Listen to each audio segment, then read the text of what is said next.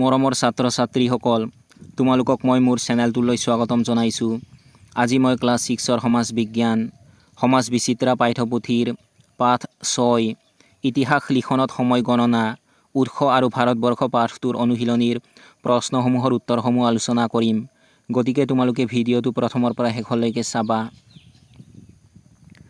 অনুশীলনী 1ৰ 1 নম্বৰত দিয়া আছে তলৰ প্ৰশ্নবোৰৰ উত্তৰ দিয়া। ক নম্বৰ প্ৰশ্নটো হৈছে শংকৰদেৱৰ জন্মৰ চনৰ পৰা আৰম্ভ হোৱা বৰ্ষপঞ্জীখনক কি বুলি জনা যায়? তোমালোকে উত্তৰত লিখিবা শংকৰদেৱৰ জন্মৰ চনৰ পৰা আৰম্ভ হোৱা বৰ্ষপঞ্জীখনক শংকৰাব্দ বুলি জনা যায়।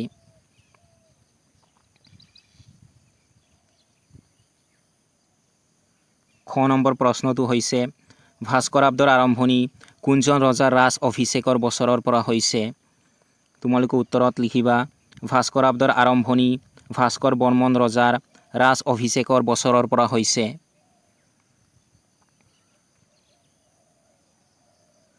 গ নম্বৰ প্ৰশ্নটো হৈছে মুছলমানসকলৰ পৰম্পৰাগত বৰ্ষপঞ্জীখনৰ নাম কি?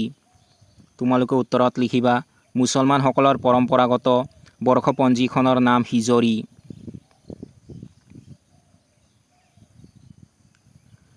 ঘ নম্বৰ প্ৰশ্নটো হৈছে গ্ৰেগৰিয়ান বৰ্ষপঞ্জীৰ আৰম্ভণিৰ বছৰটো কোনজন বিশেষ ব্যক্তিৰ জন্মৰ পৰা গণনা কৰা হয়? তোমালোকে উত্তৰত লিখিবা গ্ৰেগৰিয়ান বৰ্ষপঞ্জীৰ আৰম্ভণিৰ বছৰটো যীশুখ্ৰীষ্টৰ জন্মৰ পৰা গণনা কৰা হয়। ঙ নম্বৰ প্ৰশ্নটো হৈছে এক দশক বুলিলে কি বুজা? তোমালোকে উত্তৰত লিখিবা এক দশক বুলিলে 10 বছৰীয়া সময়ক বুজোৱা হয়। প্ৰথম 6 নম্বৰ প্ৰশ্নটো হৈছে 1000 বছৰক একেলগে বুজাবলৈ কোনটো শব্দ ব্যৱহাৰ কৰা হয়? তোমালোকে উত্তৰত লিখিবা 1000 বছৰক একেলগে বুজাবলৈ সহস্ৰাব্দ শব্দটো ব্যৱহাৰ কৰা হয়।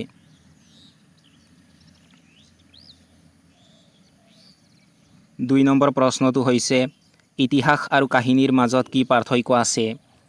তোমালোকে উত্তৰত লিখিবা ইতিহাস হৈছে অতীতত ঘটা প্ৰকৃত ঘটনাৰ ধাৰাবাহিক বিৱৰণী য'ত সত্যতা নিৰূপণৰ বাবে উৎস আৰু ধাৰাবাহিকতাৰ ওপৰত গুৰুত্ব দিয়া হয়।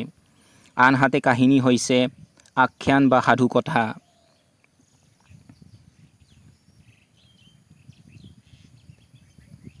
তিনি নম্বৰ প্ৰশ্নটো হৈছে ইতিহাস লিখনৰ ক্ষেত্ৰত সবাতোকৈ গুৰুত্বপূৰ্ণ উপাদান কি?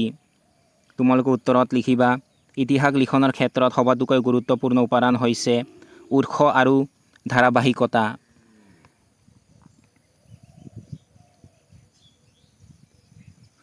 অনুশীলনী 2ৰ 1 নম্বৰত দিয়া আছে তলৰ প্ৰশ্নবোৰৰ উত্তৰ দিয়া। ক নম্বৰ প্ৰশ্নটো হৈছে ইতিহাস অধ্যয়নৰ উৎস বুলিলে কি বুজা? তোমালোকে উত্তৰত লিখিবা ইতিহাস অধ্যয়নৰ উৎস বুলিলে অতীতৰ বিষয়ে তথ্য লাভ কৰিব পৰা বিভিন্ন সামগ্ৰী যেনে নথি পত্ৰ পুৰণি পুথি শিলালিপি ভ্ৰমণকাৰীৰ টোকা আদি বুজোৱা হয়।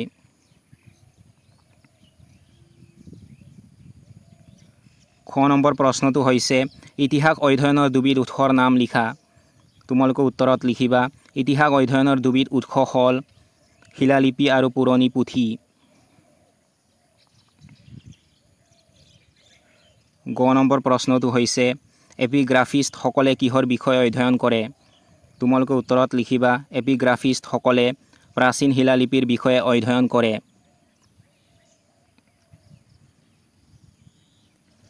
ঘ নম্বৰ প্ৰশ্নটো হৈছে জীৱাশ্মৰ বিষয়ে অধ্যয়ন কৰা লোকসকলক কি বুলি জনা যায়? তোমালোকে উত্তৰত লিখিবা জীৱাশ্মৰ বিষয়ে অধ্যয়ন কৰা লোকসকলক পুৰা জীৱ বিজ্ঞানী বুলি জনা যায়। ঙ নম্বৰ প্ৰশ্নটো হৈছে নৃতত্ত্ববিদসকলে কোনবোৰ বিষয় অধ্যয়ন কৰে? তোমালোকে উত্তৰত লিখিবা নৃতত্ত্ববিদসকলে প্ৰত্নতাত্ত্বিক স্থানত পোৱা শিল্পকৰ্মসমূহ পৰীক্ষা কৰি অতীতৰ মানুহৰ সাংস্কৃতিক আচৰণ অধ্যয়ন কৰে।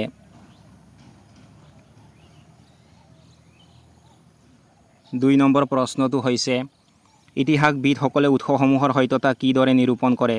তোমালোকে উত্তৰত লিখিবা ইতিহাসবিদসকলে উৎসসমূহৰ সত্যতা নিৰূপণ কৰিবলৈ একাধিক উৎসৰ পৰা তথ্য সংগ্ৰহ কৰি তুলনা কৰে আৰু তথ্যসমূহৰ মাজত মিল বা অমিল বিচাৰি উলিয়ায়। 3 নম্বৰ প্ৰশ্নটো হৈছে ইতিহাস লিখনত আন আন বিষয়ৰ ভূমিকা বৰ্ণনা কৰা। তোমালোকে উত্তৰত লিখিবা ইতিহাস লিখনত নৃতত্ত্ব, পুৰাতত্ত্ব, পুৰাজীৱ বিজ্ঞান আৰু অন্যান্য বিষয়ৰ গুৰুত্বপূৰ্ণ ভূমিকা আছে। এই বিষয়সমূহে অতীতৰ মানুহৰ জীৱনশৈলী, সংস্কৃতি, খাদ্যাভ্যাস আৰু শাৰীৰিক বৈশিষ্ট্যৰ বিষয়ে তথ্য যোগান ধৰি ইতিহাস লিখনক অধিক প্ৰামাণিক আৰু সম্পূৰ্ণ কৰাত সহায় কৰে। অনুশীলনী 3 1 নম্বৰত দিয়া আছে তলৰ প্ৰশ্নবোৰৰ উত্তৰ দিয়া। ক নম্বৰ প্ৰশ্নটো হৈছে সপ্ত সিন্ধু বুলিলে ভাৰত উপমহাদেশৰ কোনটো অঞ্চলক বুজোৱা হৈছিল? তোমালোকে উত্তৰত লিখিবা সপ্ত সিন্ধু বুলিলে ভাৰত উপমহাদেশৰ উত্তৰ পশ্চিম অঞ্চলক বুজোৱা হৈছিল।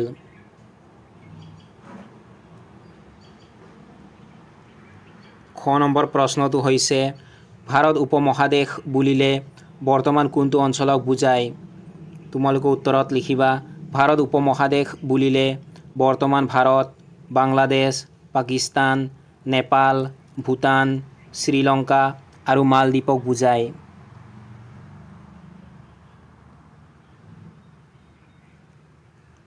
গ নম্বৰ প্ৰশ্নটো হৈছে অশোকে ভাৰতক বুজাবলৈ শিলালিপিত কোনটো শব্দ ব্যৱহাৰ কৰিছিল? তোমালোকে উত্তৰত লিখিবা অশোকে ভাৰতক বুজাবলৈ শিলালিপিত জম্বুদ্বীপ শব্দ ব্যৱহাৰ কৰিছিল।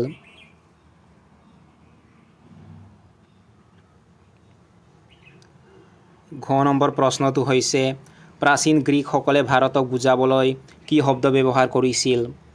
তোমালোকে উত্তৰত লিখিবা প্ৰাচীন গ্ৰীকসকলে ভাৰতক বুজাবলৈ ইণ্ডয় বা ইণ্ডাইক শব্দ ব্যৱহাৰ কৰিছিল।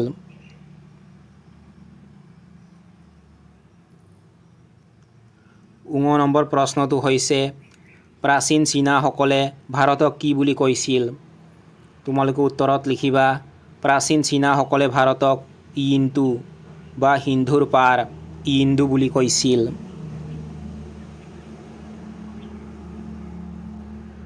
প্ৰথম 6 নম্বৰ প্ৰশ্নটো হৈছে ভাৰতৰ কোনটো অঞ্চলক ভাৰতম বুলি কোৱা হৈছিল?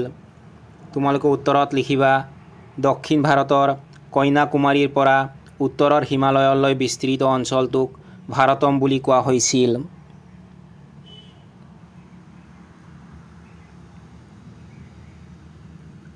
2 নম্বৰ প্ৰশ্নটো হৈছে ভাৰত শব্দটো কিদৰে আহিল বৰ্ণনা কৰা। তোমালোকে উত্তৰত লিখিবা পৌৰাণিক ৰজা ভৰতৰ নামৰ পৰা ভাৰতবৰ্ষ শব্দটোৰ উৎপত্তি হৈছিল।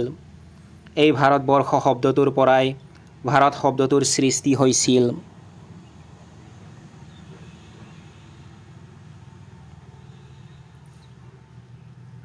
3 নম্বৰ প্ৰশ্নটো হৈছে ইণ্ডিয়া নামটোৰ উৎপত্তি বৰ্ণনা কৰা।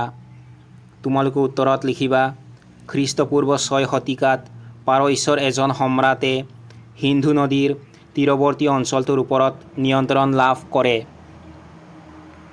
পাৰস্যৰ লোকসকলে ভাৰতক হিদু বা হিন্দ বুলি উল্লেখ কৰিছিল। এই হিন্দ শব্দটো হিন্দুৰ ৰূপান্তৰিত ৰূপ। প্ৰাচীন গ্ৰীকসকলে এই অঞ্চলটোৰ নাম ইণ্ডুই বা ইণ্ডাইক ৰাখিছিল। হিন্দৰ প্ৰাৰম্ভিক হ আখৰটো তেওঁলোকৰ ভাষাত নথকাৰ বাবে বাদ দিছিল। এনেদৰেই ইণ্ডিয়া নামৰ উৎপত্তি হৈছিল বুলি ধাৰণা কৰা হয়।